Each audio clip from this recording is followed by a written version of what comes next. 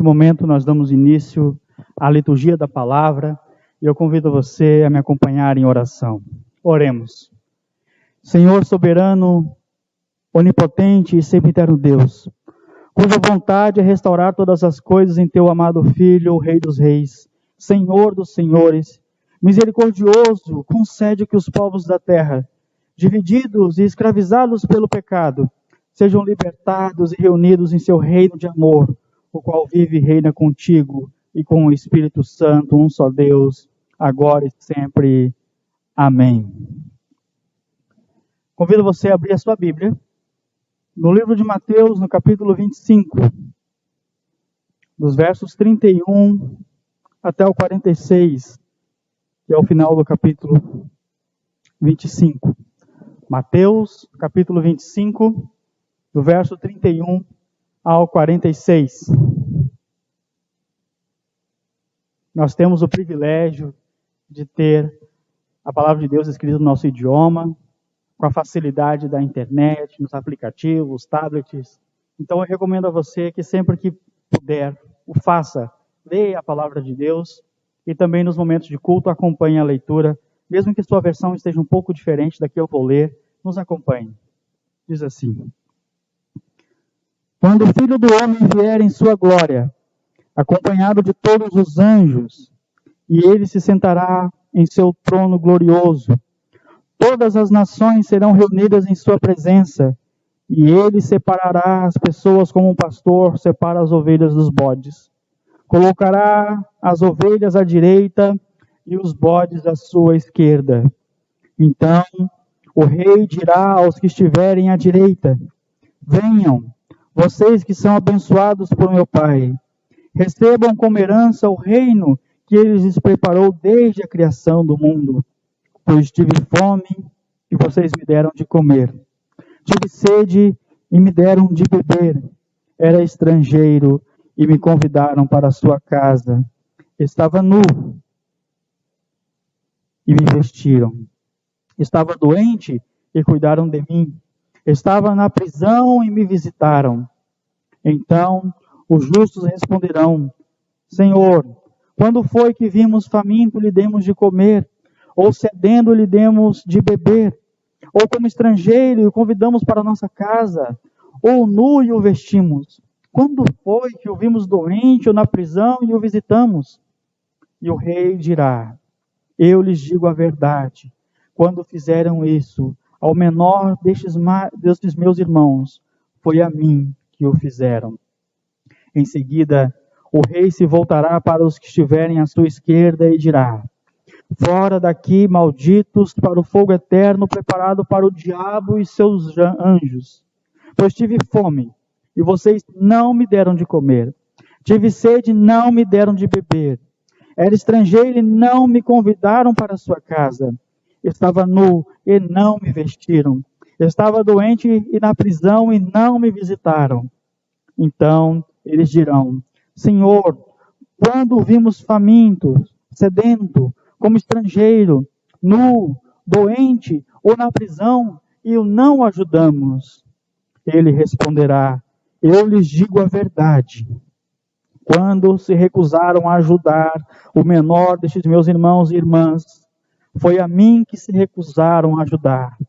E estes irão para o castigo eterno, mas os justos irão para a vida eterna. Palavra do Senhor. Graças a Deus.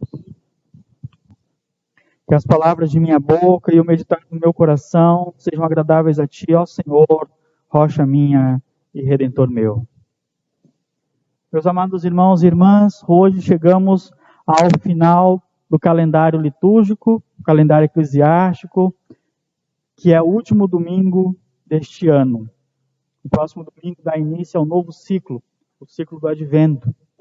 Neste último domingo de hoje, nós que acompanhamos durante as leituras do ano, os caminhos percorridos por nosso Mestre Jesus, por nosso Senhor e Rei, e hoje nós temos a leitura em que nós reconhecemos a sua majestade e o seu reinado sobre todas as coisas. Por isso este domingo é conhecido como o domingo do Cristo Rei, ou Cristo Rei do Universo. pois Ele governa todas as coisas. E para mostrar este governo, é colocado hoje o juízo final. Então eu trago para a nossa reflexão, neste texto de hoje, o Cristo Rei do Universo e o juízo final. Palavras tão difíceis que nós temos dificuldades de pregá-la por um mundo tão incrédulo e zombeteiro, que não querem ouvir a palavra de Deus, principalmente quando confrontado com o destino final que será dado às nossas almas. Aqui nós temos Jesus sendo reconhecido como Rei de todas as nações. No verso 32 que nós acabamos de ler, diz assim: todas as nações serão reunidas em sua presença. Todas as nações, não haverá divisão nenhuma quando ele voltar. Todas as nações, independente de que congregação, seita, religião, denominação cristã pertencente, raça, cor de pele, língua que fala, etnia, não haverá diferença nenhuma neste dia. Todos estarão na presença de Deus. E que contará será aqueles que foram fiéis e aqueles que são julgados infiéis. Pois da mesma medida que eles mediram, serão medidos. Aqui não haverá privilégio de povo eleito previamente. Como alguns judeus na época de Jesus, quando fez essa pregação, alguns ali acreditaram que seriam então privilegiados. Não há judeu nem grego, disse o apóstolo Paulo certa vez. Dos versículos 35 até o versículo 40, nós vemos ele descrevendo como se daria esse juízo final. E o juízo final, ele é dado justamente porque ele é soberano sobre todas as coisas. O apóstolo Paulo aos Romanos, no capítulo 14, no verso 10, diz: lembre-se que todos nós compareceremos ao tribunal de Deus. Nós acreditamos que a palavra de Deus é fiel, justa e verdadeira e não mudou e é suficiente para a salvação. Não precisa de acréscimos para o que concerne a salvação e independe da crença pessoal de cada pessoa, ela não muda. Então, independente da pessoa acreditar ou não sobre o que acontece após a morte, isso não muda o fato do que ela se deparará depois da morte. Não muda o fato de como será julgada as nossas ações e será julgada a nossa alma.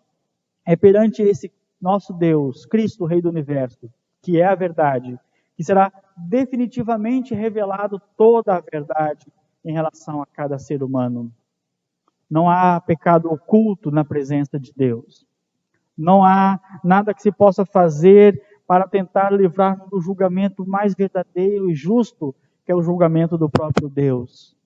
Ele revelará também as consequências de cada ato que nós fizemos durante nossa vida. E o Pai, então, pronunciará a sentença. Será dada a sua palavra. Esse juízo, então, é ensinado por meio dessa parábola do pastor que separa as ovelhas dos bodes, ensinando aqui essa parte tão dramática que é a dor da separação. Imagine você como é dolorido separar-se de alguém que você não verá por anos, porque mudou-se de cidade ou de país. Imagine você o tamanho do lamento, do choro, quando nós somos separados pela morte e não sabemos quando iremos nos reencontrar na vida eterna. Imagine agora que essa separação pós-morte será uma separação para a eternidade. Isso nos traz uma reflexão que devíamos fazer todos os dias. O que tenho feito eu da minha vida? Que compromisso tenho eu para com Deus? Que compromisso tenho eu para com o meu próximo? Que compromisso tenho eu para comigo mesmo? Eu tenho sido honesto para comigo mesmo? Dizem que mentir para si mesmo é sempre a pior mentira, cantou aí um cantor popular. E é uma verdade. Não há que tentar se auto-enganar, principalmente quando já conhecemos a palavra, que nos indica o caminho justo e correto ao qual devemos caminhar. Às vezes buscamos subterfúgio para não caminhar, porque entrar no caminho, como o apóstolo Paulo dizia, apresentava o caminho, é preciso fazer escolhas. E que caminho é esse que se apresenta? O próprio Jesus disse: eu sou o caminho. Alguns lançam dúvidas sobre que tipo de verdade seriam essas ditas, e Jesus também afirma: eu sou a verdade. Outros duvidaram, dizendo que se Jesus seria outro Deus diferente, ou que o Deus Jeová foi abolido, e ele disse que quem me vê, vê ao Pai que me enviou. É preciso então que nós repensemos se nós estamos realmente reconhecendo a soberania do Cristo Rei do Universo. Ali naquele dia fatídico, quando Jesus foi pregado naquela cruz, um ato horrendo, um dos piores da humanidade, naquele show de horrores, foi colocado sobre a sua cabeça uma coroa de espinhos e foi colocado também uma placa com os dizeres: Jesus, Rei dos Judeus. E nos idiomas mais conhecidos da época, em grego, em latim, em hebraico. Ou seja, os da terra e os estrangeiros que ali viram sabiam o que estava acontecendo, dado a legenda, dado a placa que estava ali colocada. Mas aquele mesmo que foi ali crucificado de forma horrenda, ressuscitou de forma gloriosa e ascendeu aos céus e disse que retornaria. A Igreja de Cristo está há 2000 anos pregando a sua volta. Muitas pessoas já desanimaram de esperar, porque nesses 2000 anos, nossos antepassados, aqueles que nos precederam pela fé cristã, já dormiram no Senhor, e nós estamos aqui sem ver ainda a glória do retorno. Mas é preciso manter a fé, pois a palavra do Senhor é fiel e justa e não muda. Mas e se Ele voltasse hoje? E se Ele não voltasse ainda como o Rei do Universo para o seu dia triunfal, mas Ele convocasse você para comparecer? Como muitos são convocados todos os dias, que transpassam os portais da eternidade. Como nós nos apresentaríamos diante do Senhor? É preciso aqui que nós coloquemos, então, a nossa própria consciência em julgamento, antes que nós sejamos julgados pelo Senhor. Esse mesmo Senhor amoroso, será Ele que fará o julgamento. E então, o nosso compromisso de cristão, o nosso compromisso para com Deus e para com o nosso próximo, é apresentado aqui, nesta parábola. Tive fome, tive sede, estive nu, estive preso, fui estrangeiro. O que nós estamos fazendo quando nós nos deparamos com estas condições? E ainda mais, outras que poderiam também ser aqui elencadas, como os problemas sociais que temos vivido. Fui espancado, e o que você fez? Vivemos um mundo onde o show de horrores continua sendo o mesmo daquele quando crucificaram Jesus. Naquele dia, as pessoas eram espectadoras de um show. Hoje acontece o mesmo pelas ruas. A falta de sensibilidade, de compaixão para as pessoas que estão sofrendo. Nós não devemos repetir o padrão do mundo, mas pedir com convicção que Jesus seja o Rei do Universo e da minha vida. É por isso que eu peço a ascensão do seu reino. Venha o teu reino. Seja feita a tua vontade, não a minha. Não eu, Senhor, mas a tua. Mas isso é preciso fazer tantas renúncias. Aqui no verso 46, Jesus dá a sentença para o castigo eterno. A doutrina da igreja tem ensinado a eternidade deste castigo. É algo muito pesado e pesaroso, e muitos têm fugido desse tipo de pregação. É mais fácil falar que com o poder de Deus pode todas as coisas, inclusive comprar um carro zero em 60 parcelas. É reconfortante para alguns. Mas seria mais justo que a pregação estivesse focada para aquilo que é real e não aquilo que é transitório das coisas materialidades dessa terra. Isso faria com que nós pensemos realmente no compromisso para com Deus e não uma entidade que responde às minhas oblações, me abençoando com coisas puramente materiais e servis e muitas vezes inúteis. As Sagradas Escrituras, os testamentos da igreja também nos diz respeito sobre essa responsabilidade que temos que ter. Mas isso deve lembrarmos também que é tempo de conversão. É tempo de achegar a Deus. É tempo de buscar a Ele. É tempo de ouvir a Ele e ter os pecados perdoados. Se muitos têm medo de se aproximar da religião cristã por conta desse julgamento dos últimos dias, vê em Deus algo temeroso, um juiz mau, que condena as pessoas. Primeiro devemos avaliar a nossa própria concupiscência, a própria maldade humana. Que julgamento você daria para você mesmo?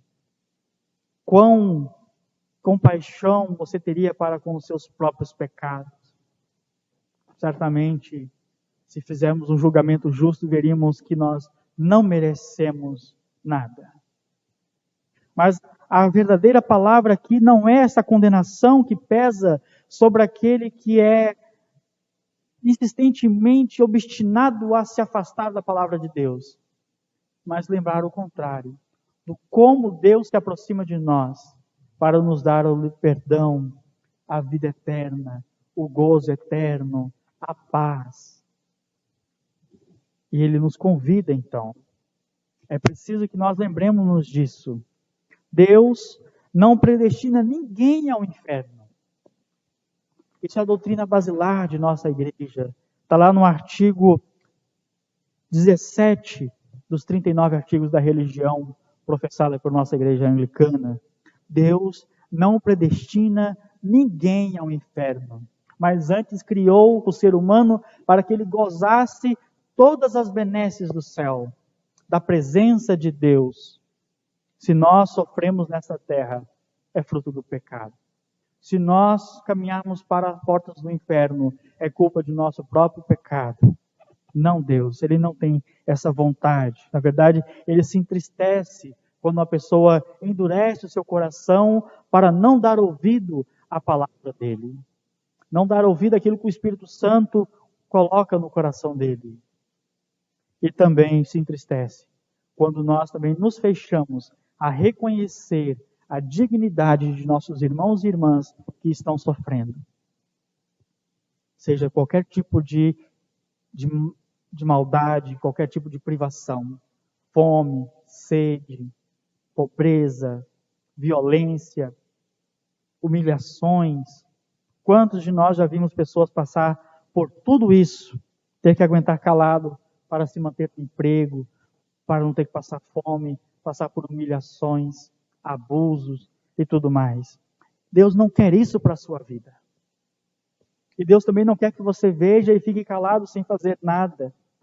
Ele quer que você pregue a conversão dos corações dessas pessoas más que fazem isso. Deus, Ele se apresenta para nós como um rei, rei do universo. Mas Ele não se impõe enquanto rei, se nós não quisermos que Ele governe as nossas vidas. Nós devemos aceitá-lo. Nós devemos, então, fazer uma distinção entre o rei do menino Jesus, a vida pública, e esse novo reino, esse rei ressurreto, com todo o poder e glória que foi dado a ele, conforme está lá em Mateus, capítulo 28, no verso 18, toda autoridade me foi dada no céu e na terra. Essa autoridade ele tem, mas ele não invade o nosso coração. Ele não invade a nossa vida privada. Somos nós que devemos nos achegar a Ele. Além disso, o reino de Cristo é um dom oferecido aos homens de todos os tempos, para aqueles que acreditam no Filho de Deus, não morra mas têm a vida eterna. Está lá em João, no capítulo 3:16. Porque Deus amou o mundo de tal maneira que deu o seu Filho unigênito para todo aquele que nele crê não pereça, mas tenha a vida eterna. É isso que o Rei do Universo quer para nossas vidas. É isso que Ele deseja. É o que Ele realizou na cruz. Ele se colocou naquele estado, para aquela morte, porque Ele confiava no Deus Pai. Ele atendeu o pedido do Pai e ressurgiu, ressuscitou. E agora, entronizado como Rei do Universo, Ele nos convida a nos colocar sobre o seu poderio, sobre o seu governo. O homem seria tão feliz se ele descobrisse a graça de se colocar sobre a guarda de Deus, sobre a sua submissão. Essa submissão abaixo de Deus eleva o homem acima de qualquer mediocridade. Não é uma submissão que humilha, é uma submissão que exalta pelo amor. Não é uma submissão que nos faz pequeno, mas é uma submissão que faz com que a gente possa expressar o que há de melhor em nós, que é o amor. O amor com nossos irmãos e irmãs. Submeter-se a Cristo Rei é tornar mais humano, mais fraterno, mais amoroso. Ao contrário, se opor ao governo, se opor a Cristo Rei, é nos deixar levar por nossos instintos. Os nossos instintos, ele diz que eu tenho que acumular o máximo que eu puder de dinheiro, de riqueza, de materialidade, porque pode me faltar.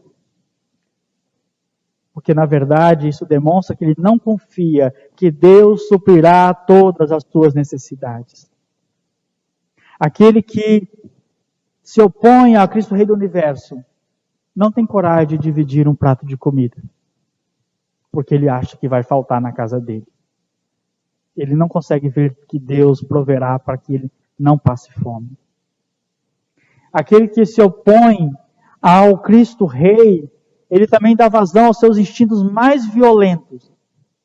Aquele instinto do ódio, que vai para as ruas para bater em pessoas com violência gratuita, independente de quem seja.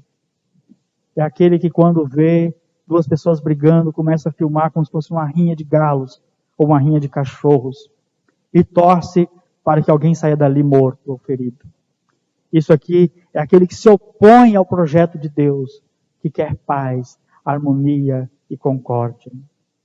A pessoa que se omite ao socorro, que não tem coragem de pegar o telefone e discar 190 para denunciar a violência para a polícia, mas pega o telefone para filmar e postar na internet para conseguir alguns likes. Não tem coragem de ligar para um bombeiro para salvar a vida, mas fica filmando a pessoa queimando dentro de um veículo ou debaixo de um helicóptero, como aconteceu certa vez. Essas são as pessoas que se opõem ao Cristo Rei do Universo, porque ele dá vazão aos seus instintos mais animalescos, mais inferiores, ao contrário daqueles que se submetem ao governo de Cristo e são elevados à categoria de humano perfeito. Pois o Senhor Deus espera de nós que nós nos esforcemos para ser perfeitos. Sedes perfeitos, disse Jesus. A liberdade dos que amam e servem a Cristo abre novos caminhos, constrói pontes, liga pessoas, e não separação, divisão. É pontes do perdão, pontes da acolhida, pontes de receber o diferente, o estrangeiro, aquele que é diferente de mim, da cor diferente, pois eu vejo nele a imagem de Deus refletida na vida dele. Então eu o acolho, eu o recebo. Quando realizamos só o que nos apetece, os nossos desejos, nós geramos um círculo fechado, abrindo as portas então para a violência, para o ódio, para a guerra e para a corrupção. Que entra governo, sai governo. continua destruindo vidas. E as pessoas tendem a escolher um lado. Às vezes nós temos que nos posicionar, é claro. Mas, se você for se posicionar, se posicione sobre o governo de Cristo. É esta a posição do cristão. Você deve olhar a situação e ver o que a Bíblia prediz sobre isso. O que a palavra de Deus se coloca nessa situação. O que a palavra de Deus requer de mim nessa situação. O que Cristo faria nessa situação. O que Deus disse nessa situação. É reconhecer que Deus governa o universo. Cristo é o Rei do universo. Se eu tenho que tomar um partido, que seja o partido de Cristo. De uma igreja indivisa. De um povo multiétnico. De um povo de todos os lugares e de todas as nações. De um povo que glorifica e louva o seu nome. De um povo que suporta todas as coisas porque eles estão felizes, porque há uma realidade espiritual muito mais real, muito mais factível do que essa realidade material. Há uma esperança muito mais gloriosa de amor, paz e bondade. E isso não é sofisma. Isso não é história da carochinha, que alguém conta para que você fique calmo e não proteste. Que alguém conta para que você esteja dominado ou sob o efeito de algum tipo de ópio. Não, essa é algo que pode ser experimentado. Converse com o irmão, se você tem alguma dúvida. O irmão que já tem experimentado a caminhada com Deus, a caminhada cristã, que ele vai testemunhar muitas bênçãos que já recebeu. Em alguns lugares, há aqueles que experimentaram bênçãos materiais. E quando não havia nada possível, Deus abriu as portas para ele. Há aqueles que os médicos disseram, não há solução, e ele recebeu cura. Há coisas que o médico disse, é tão difícil, quase impossível. E na tentativa deu certo. Há aqueles que eram tão brutos e teve a sua vida transformada numa pessoa mais amorosa.